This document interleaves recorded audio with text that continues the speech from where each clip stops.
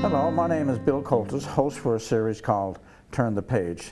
It's a series dedicated to writing, writers, and everything connected to it. So we're going to start off this show with guest Bob Wakeham. Welcome to the show, Bob. Thanks a lot, Bill. And we're going to approach your writing from a journalistic point of view because that's what you've done most of your life, really. And it all started presumably in the print medium at the Telegram. Just tell us how you got started with that. Okay, Bill. I mean, I've always thought of myself as first and foremost as a journalist. And actually, when you asked me to be on the show and you said it was about writing, I thought to myself, well, I'm a journalist, and writing. I mean, writing is always intertwined with my journalism, but I've always thought of myself first and foremost as a journalist, and I've been at it for a long time, Bill, 54 years, but who's counting, you know? And, a friend of mine, Ron Crocker, once described me as Newfoundland's most durable journalist, so I'm a survivor of nothing else. And as you alluded to, it started off way back when in the early 70s when I was, I got a job as a reporter with the Telegram. And over the years, I've had a fairly eclectic career, and as I said, depending on what role I would happen to be in, writing would play either a very prominent role or less than prominent role. But I've been an interviewer and commentator with CBC Radio. I've been executive producer of a number of documentary shows with CBC, and I ran Here and Now for a number of years and produced countless numbers of documentaries. So, you know, I've been all over the place, I guess, in terms of my career, delightfully so, and I'm glad in retrospect that I've had that kind of a career, Bill, where I had the chance to, you know, dig a bit at this and dig a bit at that. Yes, in the last 18 years or so, since I retired from the CBC, I've been writing a column and for the Telegram, and that column actually is I've used my journalistic career and a lot of things I did in my career, interviews I've done, documentaries I've made, and stories I've covered as fodder for the columns that I've written, and also my own personal experience. I've used that as well as material for the columns. Well, certainly you got lots to draw on. I was thinking on the way into the studio this morning, two things about that. Like if a younger person would ask an older person about, well, how am I going to go about this writing? Probably what you and most people will say, well, the main thing is you write. So when you worked as a print journalist, you go out and cover a story, and you come back and write. So every day you're writing.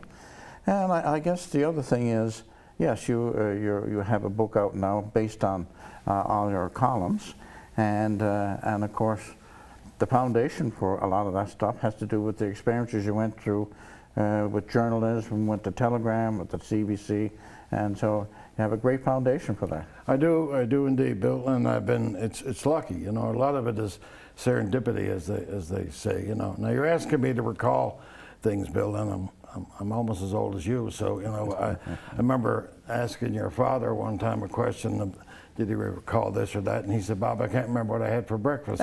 and so I think I'm in that boat these days too, Bill. But yeah, a lot of what I read about these days, I use as context things that I covered in the past. You know, if I'm writing about some, you know, it seems like we're forever writing about the seal hunt.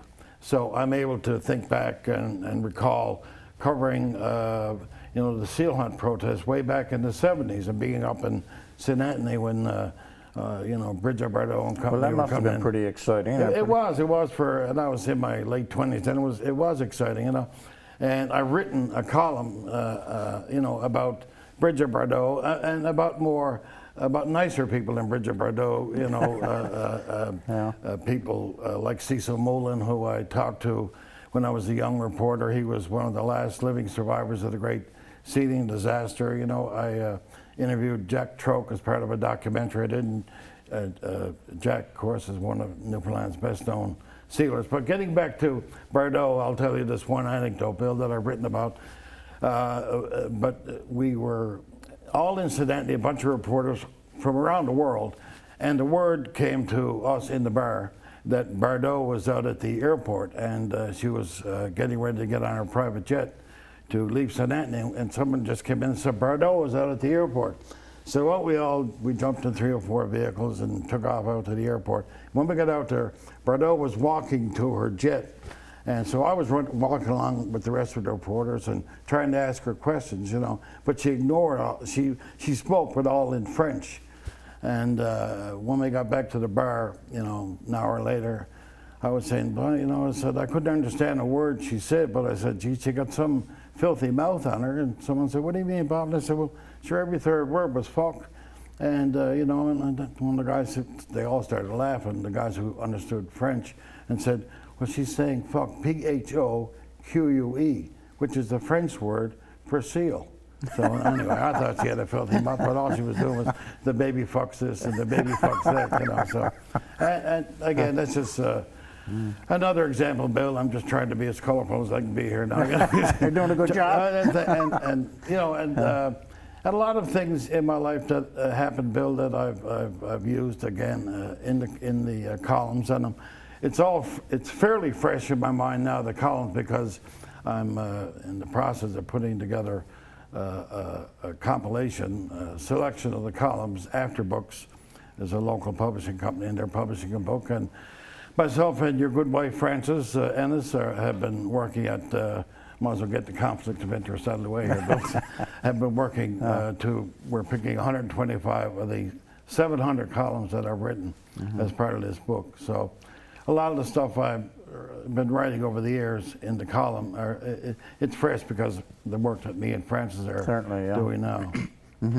And I do remember, like, when you were with CBC and also with Telegram, you were kind of a political commentator, a political writer, and that must have given you a lot of fodder for your columns. Yeah, I mean, I could, you know, say when Danny Williams was in power, I wrote a fair number of columns about Williams, but I was able to reflect back to, you know, the first time I met him and making a documentary, producing a documentary about Williams defending a woman named Judy Ryan who had killed her husband after years and years of terrible abuse. And Williams had used the defense of this woman having the murder or killing having been justified because she was afraid that he was going to kill her, ultimately kill her, and it worked, and she was acquitted. But anyway, he was back then. He was incredibly colorful, and he was standing in front of this jury and looked like something right out of a movie, you know. But I remember writing about that in the column. So this was Danny the politician. I could write about Danny the lawyer, who I got to know way back when. So yeah, there's lots of endless columns that I've written where I've used my experiences in the past, you know, to put things in context. But I've also used, you know, my own personal life. I've written a column about, for instance, about Alzheimer's. Well, I was able to reflect back to my father, who had Alzheimer's for the last 4 years of his life, and you knew Dad well, of course, and he was a great raconteur, you know. But the last number of years, he couldn't communicate, but with us. But he never lost track of who we were. So every time I saw him, there wasn't a lot of communication, but he'd always say, Bob, do you know how much I love you? So I'd include that in a column, you know. And I remember 4 or 5 days before he went into the hospital, Mom and Dad had moved back to Newfoundland by this time, and he was out at the house for a barbecue. And after the barbecue, he and I were sitting on the deck in Flat Rock, where I live, where me and my wife Heather Coldest lived. Again, conflict of interest, Bill, your sister. We were, myself and Dad were just sitting there, no conversation. And all of a sudden, out of the blue, Dad said, you know, Bob, I'm so glad everything turned out the way it turned out for you. Look what you've got here, you know, and you're happily married and you're successful, you know. And it was the old Dad, and I could see this sparkle in his eyes, which hadn't been there literally in years. And I turned, he caught me off guard, and I was delighted that we're actually having this communication, you know. And I said, that's true, Dad. Geez, yeah. But all of a sudden it was gone. He was gone again. But it was almost like nature had given Dad back to me for a few minutes anyway. He Yeah. was the old dad, and within days he was actually in the hospital and died not too long afterwards. So things like that I've written about as well, Bill, in these columns. Well, the other thing is when you're writing for the telegram and the print media or any kind of media, and also when you're writing your columns, you're putting yourself out there. And I've known to be straightforward, honest, and I don't care. This is the way it is, and this is the way I see it. But you're putting your neck out, and so have you had any kind of people calling up and really pissed off at you or whatever? Well, I've had a fair amount of criticism, a fair amount of praise. Bill, that comes with the territory. Really, I don't really, to tell the truth, give a shit much about that anymore. And I always have, as you say, put myself out there. I remember writing a column, for instance, about impaired driving, about the high number of cases of impaired driving in Newfoundland. So what I did was I wrote about the time that I got arrested and charged with impaired driving and pleaded guilty. And, it was shocking, and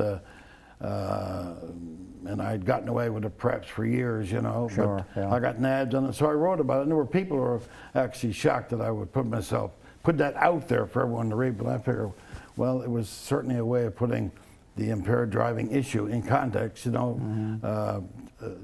to let people know that I've been there, I've done it.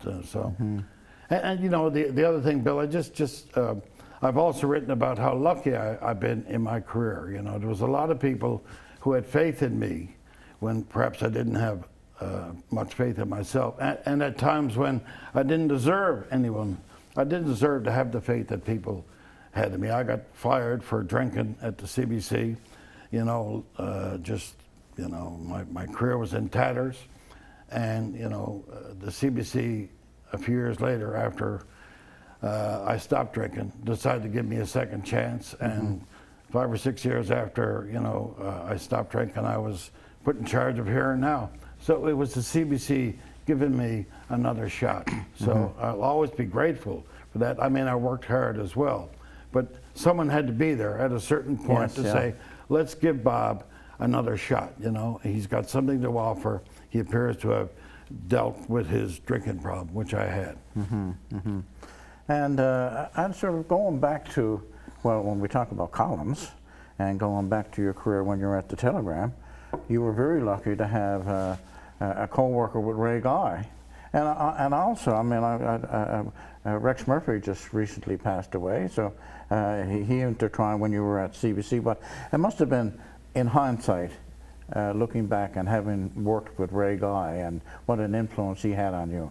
He did, and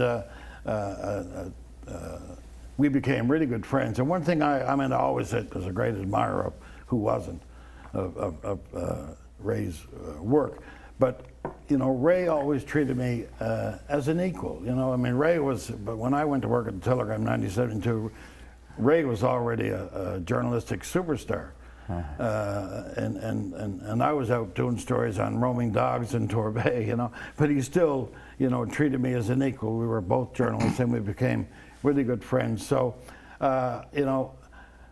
he did have an influence on me, but I'm no Ray Guy. I remember some who is, a person wrote a real nasty email to me one time and said, you're no Ray Guy, and so I wrote a column and said, no shit, I'm not Ray Guy. There's only one Ray Guy. There never will be another Ray Guy. And if I even have a small semblance of the kind of talent and output that Ray had, then I consider myself lucky. But it's funny, years later when I became executive producer of Here and Now, I was able to hire Ray to do commentary, and I hired Rex as well, Rex Murphy. And so, to have two superstars they get on the show every week. I mean, no matter what else was on the show, to have Ray Guy and Rex Murphy, the show was already a success. Yes, for sure. Yeah.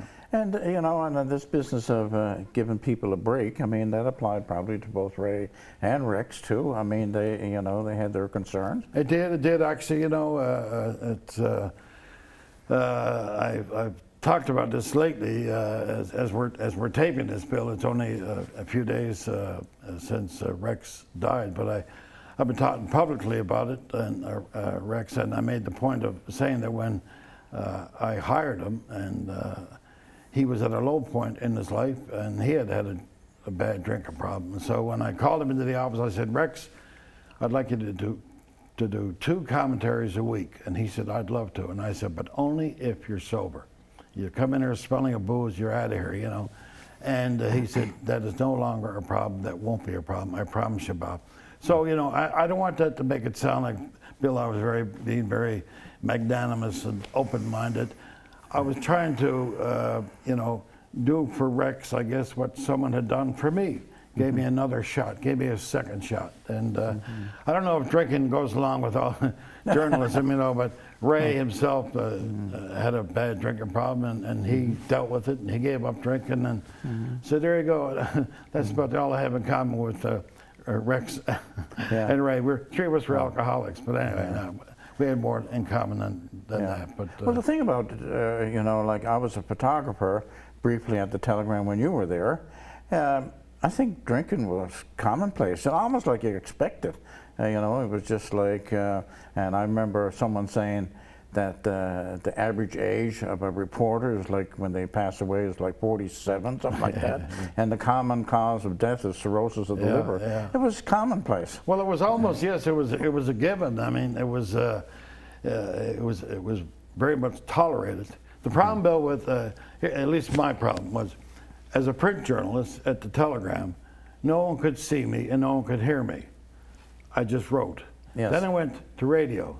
They could hear me, but they couldn't see me. Right. Then I went to television, and they could see me. I was screwed then. I was on there drunk. So I got away with it. The print journalists can get away with the drinking to a certain extent, you know, but radio, not so much, and television, forget it. Yeah. And of course, you wrote a book called For the Moment. That was quite it's a biography, autobiography. And you covered a lot of territory in that. And I suspect that because of your honesty and your straightforwardness, that helped a lot of people. They saw this in print and they could pick up the book. Did you feel like that? I think so, and I got that kind of response. People, when they read something, obviously they want to be able to, now obviously sometimes you read something just for pure escapism, but you want to be able to relate to it. And that book was largely about my survival from colon cancer, and also surviving alcoholism, but for the most part it was about my survival from cancer, colon cancer. And I did get that kind of response from people who had been through what I was through and realized that, you know, cancer attacks not just the body but the very soul, Bill. And as a matter of fact, I wrote a column when the breast cancer scandal, breast testing scandal was undergo. I wrote a column and said I could relate to these women because there was a misdiagnosis that indicated that I was terminally ill, and that's what I was told. So, you know, in some way I could relate to them, and that's what I wrote about. Again, using my past experience as context for something that was happening in that particular time. Yeah. And this book was a compilation of your columns. I was kind of amazed, but not amazed. You had to whittle it down from 700 down to, what, 125? 120. You know? I wrote about 700 over 18 years, and myself and Francis have gotten it down to 125. And I hope that the 125 are sort of a microcosm in some way of the 700, you know, that they're a reflection of the 700. But when you started going over all that, you must have been quite a trip down memory lane too. It was, and I must say, talk about an ego. I found myself chuckling at some of them too. You know, like at one point I was writing about Muskrat Falls when it first started to get a certain smell, a certain stink. So I wrote a column about my Uncle Bill Judge, telling me that when he was a young fella, he used to trap muskrats and bring them home and cook them up. And my grandfather, his father, my grandfather Joe Judge, used to really get pissed off because the house would smell and stink for days afterwards. And Pop would go around scrubbing everything that the muskrat had even touched, and he kept saying, "Goddamn rats," And so anyway, the column I wrote was about there's something smelly here with this Muskrat Falls project, something smelly, and so I equated it to Uncle Bill's rats, as he called them, Yeah, and of course the other thing too about I was amazed by people who do this for a living. Write a column. It's even more amazing in hindsight. Like Ray Guy used to write a really lengthy column every day. Yeah. I mean, that strikes me as pressure. I mean, and when you're writing or you're with television, I just think of this pressure all the time. Yeah. How did you deal with that? Did you get used to it? I don't know, Bill. A couple of nervous breakdowns along the way. No, I'm only kidding. I'm only kidding. I don't know, Bill, how I dealt with it. I mean, I just, you know me perhaps as well as anybody. I just, I live a day at a time, at 1 foot forward. And there was a different kind. There was a kind of a pressure with the column. There was a different kind of pressure when I was running Here and Now. But you get a lot of satisfaction out of column writing, or doing a good interview at CBC Radio when I was working there. The 5 years I spent as in charge of Here and Now, it was satisfying in some ways, but it was constant pressure, and I was delighted to finally leave that particular job, to tell the truth. It was 5 years that as I say, that gave me an incredible amount of satisfaction, but was a lot of pressure, and I wouldn't want to go back there. Yeah, and of course you got another book you were involved in had to do with Beaumont Hamel. I think there was a couple of scripts there from documentaries, and of course my wife Frances wrote Cocaine and Poetry. Yeah, but I mean, it must have been great to see that all in one book, and the work went into the documentaries, which were very successful. Yeah, and that was I Remain Your Loving Son was the name of the book that Frances and I co-edited, and we took the transcripts of the documentary that you and I made on Beaumont Hamel. And this is beginning to sound like we're from Arkansas or something, Bill. I mean, the incest never ends. But anyway, and another documentary that we produced together called The Descendants, again on Beaumont Hamel, and Frances's poems, and the hook drugs that Frances and a number of other women made about World War I, and all of that was included in the book. But Bill, there's nothing more satisfying, you're right, than the book. The first time you see it, again with For the Moment, the book that we talked about my cancer, to see that there and actually be able to look at it, I mean, I don't know if there's a great feeling of pride, and the same with I Remain Your Loving Son. And I think when this book comes out, the compilation of the columns, I feel the same way. I'm never too old for narcissism, I guess, And I'm sure, Bill, when your book came out, the book that you wrote when you were, not too many people write their first book in their 70s, but you did. And I'm sure you had that same feeling of pride when your novel came out, Well, and the thing is, too, I don't know, talking is cathartic, so is writing, isn't it? I mean, like you write it and you just get it out of your system. So that's a real nice positive aspect of it. It is, writing, incredibly therapeutic, Bill. I remember when my mother died, and I wrote a column about the last hours that she was on this earth, and being in the room with her, and she was heavily into dementia, didn't know me, but at some point she noticed that my sweatshirt was down over here, and too far over my wrist, and she just started to fold back like that. Just wow. like, just a little thing, eh? Yeah, a little thing. She folded it all back, and she went like that, and and that was an incredible moment. And other people who have been with their loved ones when they're dying have had moments like that, I'm sure. But I was able to write about it, and to share it, and that felt really good, and it was it said something as well about the relationship that I had with my mother.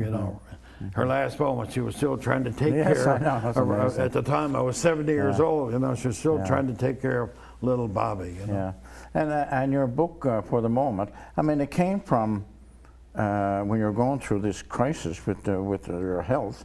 It came from a diary, didn't you, or a journal? It did, actually, and I had started this journal a few months before I got sick, And every single night I wrote. And it was just real visceral stuff, you know. I didn't try to refine it. It was just, this is what happened today, you know. Myself and Heather visited the doctor. He said the cancer has spread, you know. I'm going to hell and back here, you know. I don't know if I'm going to survive. But all that stuff was very therapeutic, as you said. And I used parts of that journal in the book and didn't try to refine it or make it read good. better. Yeah. You know, it was, I put it in the book as I had written it. Yeah. And yeah, well, there's no doubt about that. Just getting it down there and getting it out of your system, and looking back at it. I mean, people have diaries. They look back and oh, geez, I can't believe I went through that, right? Yeah, really, yeah. Well, it just strikes home, and I was fortunate, as I said, to be able to put it in a book form. Yeah. At any rate, well, it's all that revealed to me the real positive part of writing.